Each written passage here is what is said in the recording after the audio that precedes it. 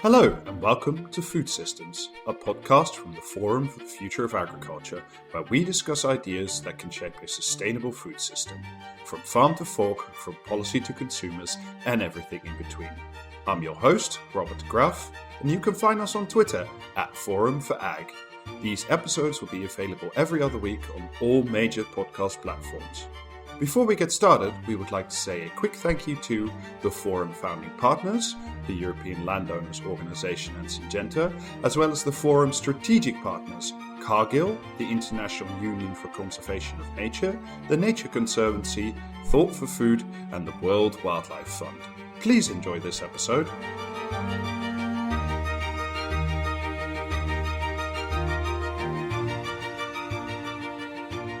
Hello and welcome back to another episode of Food Systems. Today we're talking to Konstantinos Afianes. He is the co-owner of Afianes Wines on the Greek island of Ikaria, and we'll be talking about his farm and about long life on the island.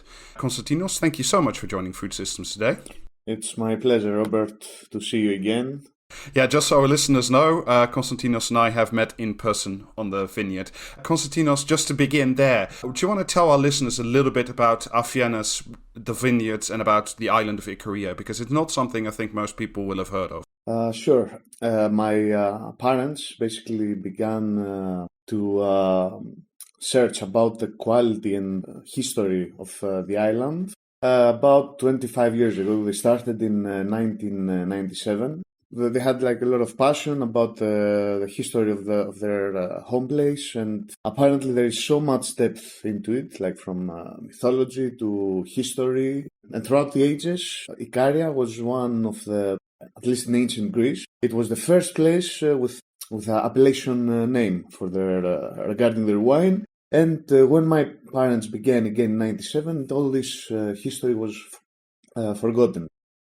So after basically phylloxera, even though there was production on the island of 350 hectares of cultivated land, after phylloxera, people were forced to leave, basically. So we became sailors and other. We basically forgot the land in a way, and it was a big let's say change for the Ikaria.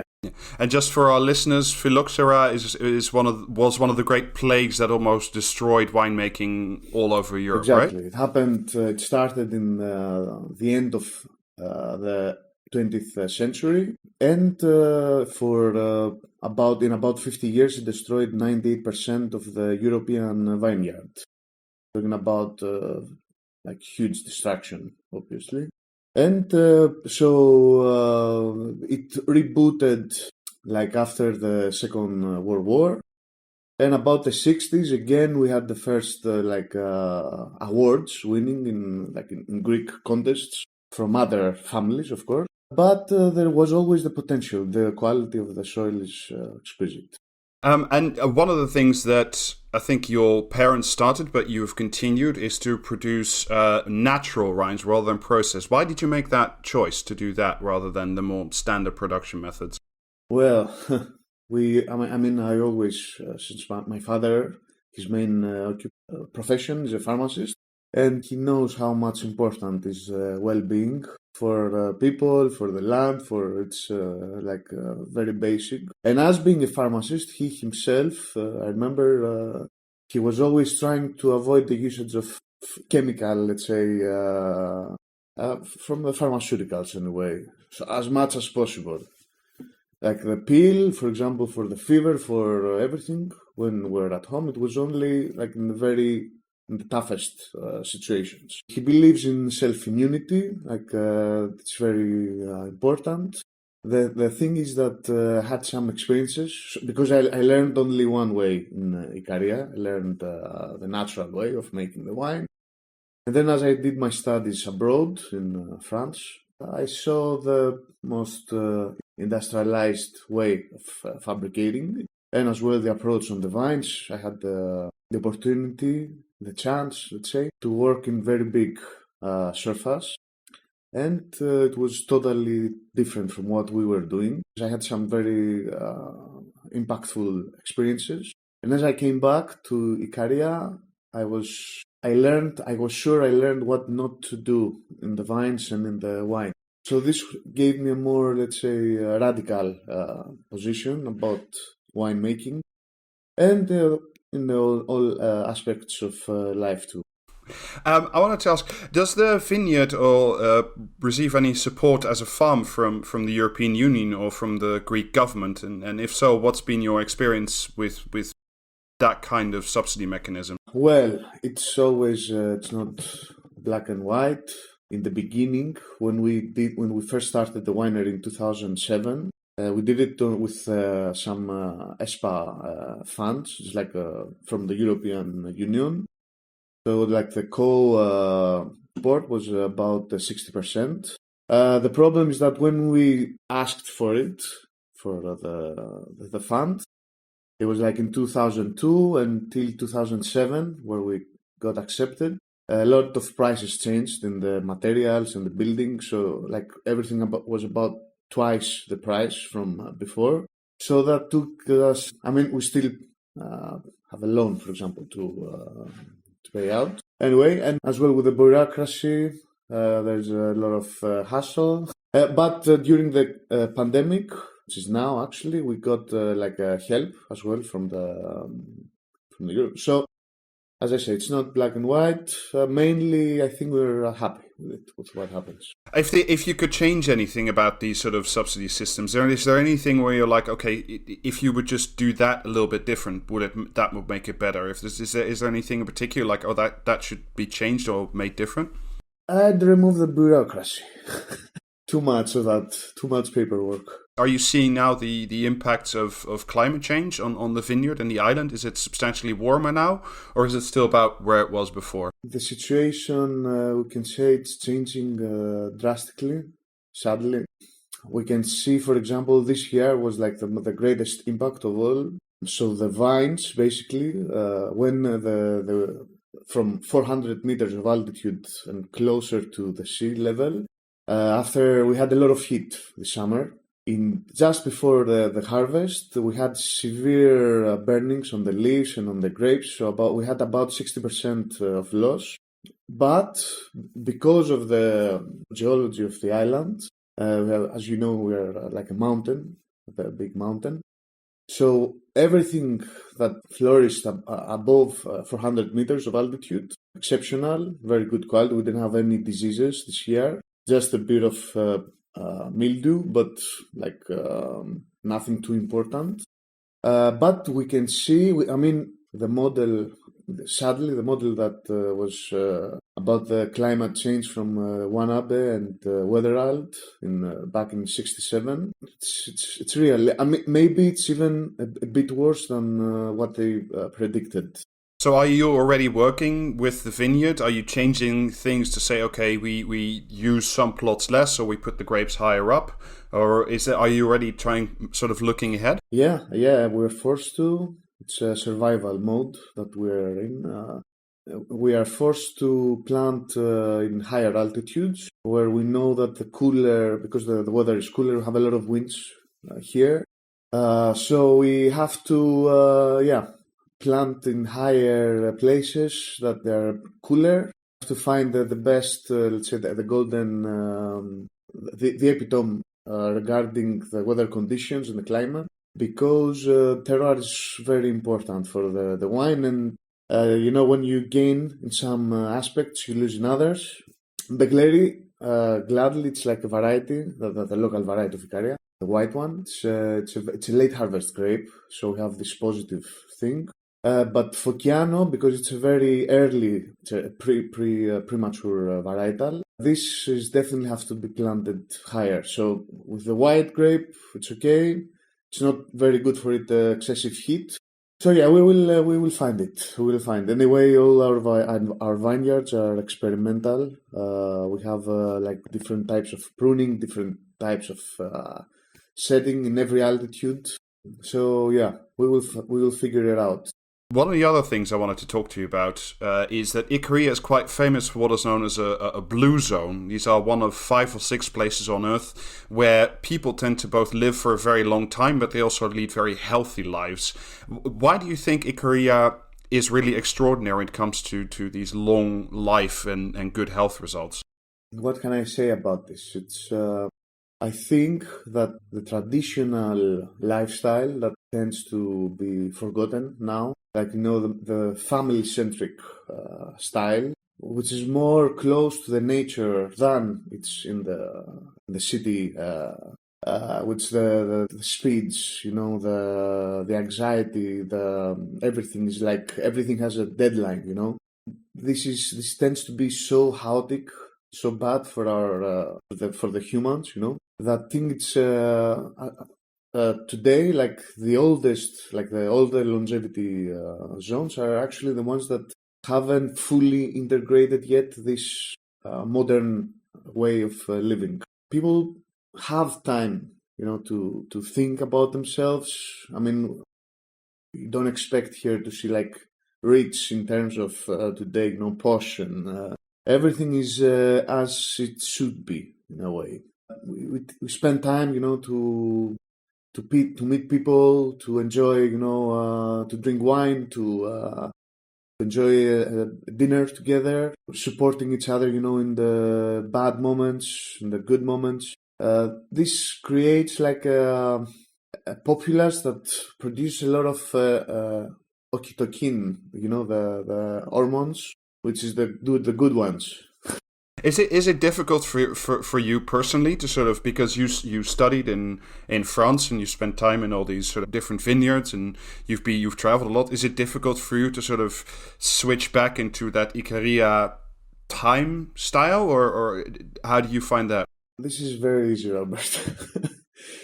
I was basically missing this even when I was abroad, because my main realization was that maybe I wasn't appreciating much what I had, but I didn't know anything else, so how could I, And with my experiences, I just understood, it was like clear in my head that if I'm gonna live in a place for the rest of my life, and if I'd like to grow up some kids, this is the place I'm gonna do it. I was wondering, because you said before that this sort of lifestyle, you said, oh, it's a bit under threat and you see it disappearing a bit.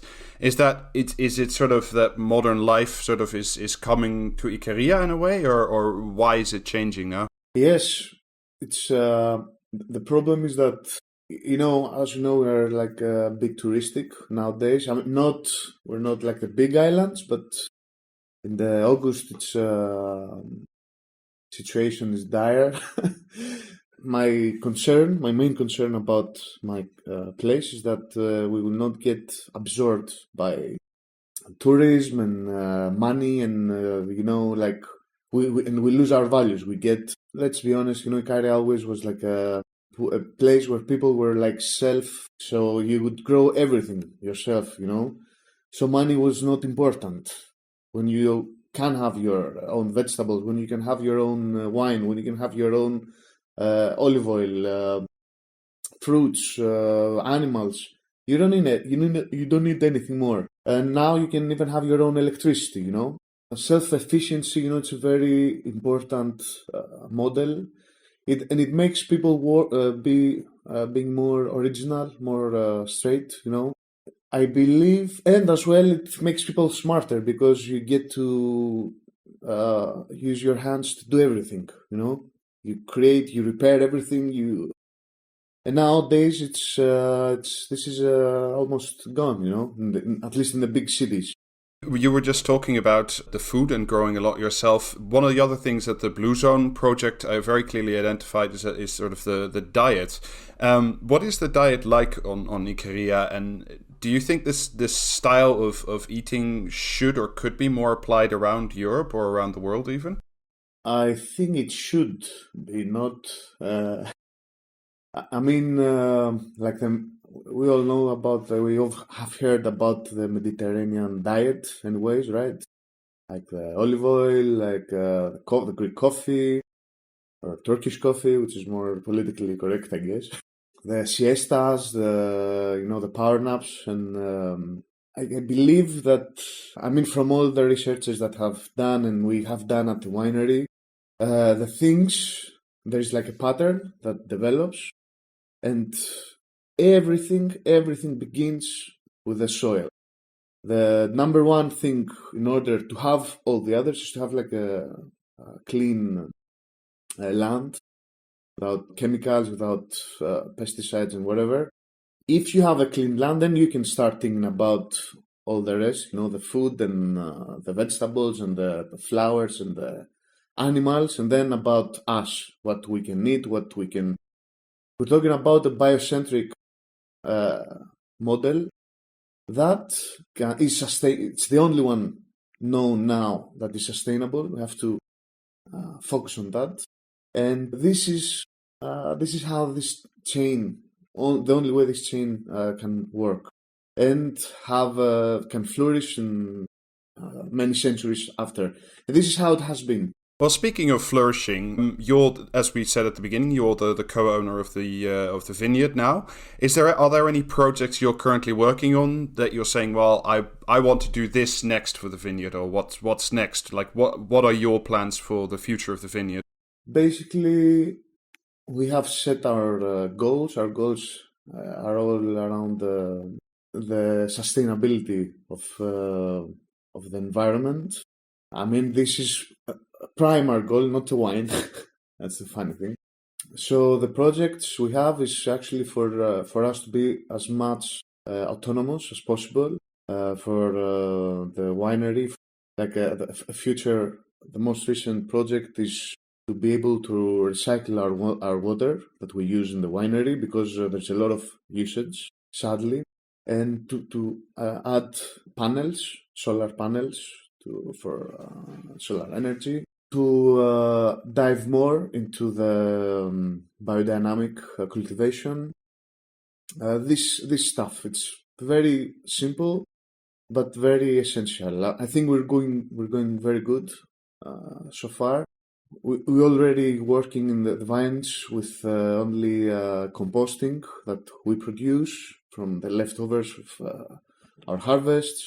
Like the winery is already designed with the Ikarian architecture, which is it's providing like this airflow that causes high humidity in the cellar, so you don't have to use anything as a air conditioner or stuff, to keep cool the wine or the wines. I think we're in a very, very good road. I'm proud of what we do. I believe and we can be as well a model for other people that tend to the earth, and because this is only we have. This is the only thing we have, and it's not ours. This is the most funny thing about it. We're just passengers, and we should keep this for our kids. Kids are an interesting topic in that sense, because one of the problems that's really in Europe everywhere, especially in rural areas, is that not a lot of young people want to stay and take over the farm. Is that something you see in Ikaria as well? Or are young people coming home like you and doing the jobs again? Or are people moving to the big cities, moving to Athens and then staying there? Yeah, we live in the era of specialization, right? Learn one thing, and the majority of the people, they tend to return. They tend to, at least I don't know why. It's at least the male population tends to return to work with the land. Of course, it's not as it used to be. 50 years ago, everybody was working with the land. Now it's less and less, and it's logical. We see more mass production, so you have let's say less need. But if you come back to Ikaria, you have to work with the land. It's like it's a necessity, and it's good. It's good health as well for the people. I'm not 100% sure how I should respond to this, but I believe that it's still working on Ikaria. I don't know what happens in the rest of the islands. So we're coming up on the end of the podcast, and before I let you go, I wanted to ask you the same question that we ask of everybody who comes on the podcast. That is, if you could give one piece of advice that would really make a difference and increase sustainability in the food system, so anywhere from the farm to the end consumer, what would it be? We have to think in the long run. This is only what matters. We have to improve our techniques of let's say organic farming, in order to be able to feed more people without destroying our environment, because this is the only thing we have. We are very young in this, seriously, like all the organic farming, and you see the plants, after all this mistreating they have been through since the Industrial Revolution, with all the fertilizers and the GMOs, I might say as well. I'm not very into this. I think that we have damaged the land, and we have to try to make it up. Because back then we didn't know, but now we know. You know how important that is for our health. In the end of the day, you know.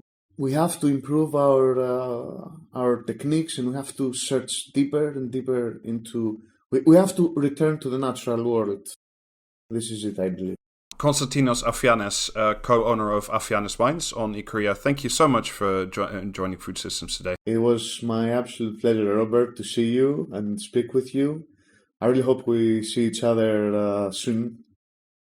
You've been listening to an episode of Food Systems, a podcast brought to you by the Forum for the Future of Agriculture. Look for us in 2 weeks when we release our next episode. And in the meantime, please don't forget to subscribe on your podcast app, as well as on Twitter @ForumForAg, for updates on this podcast, news, as well as forum events. Please check out our website www.forumforagriculture.com for more great content. Thank you for listening, and enjoy your day.